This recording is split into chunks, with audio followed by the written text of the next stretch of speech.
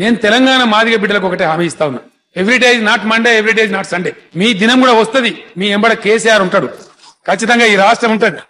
100% ఆ వర్గీకరణను నేను సాధించి చూపిస్తా. వదిలిపెట్టండి. ఎస్సీ వర్గీకరణ మీద భారత సర్వోన్నత న్యాయస్థానం ఇచ్చిన తీర్పును బీఆర్ఎస్ పార్టీ పక్షాన మా యొక్క హర్షాన్ని వ్యక్తం చేస్తా ఉన్నాం.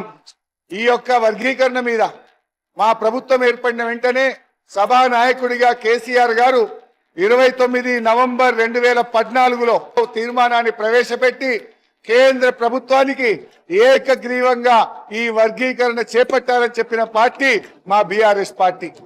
ఆ తీర్మానం కాపీని స్వయంగా కేసీఆర్ గారే తీసుకొని దళిత నాయకులందరినీ వెంట పెట్టుకొని వెళ్లి ప్రధానమంత్రి గారిని స్వయంగా కలిసి దీని వర్గీకరణ యొక్క ఇంపార్టెన్స్ ను ఆ రోజు కేసీఆర్ గారు ప్రధాని గారికి వివరించడం జరిగింది.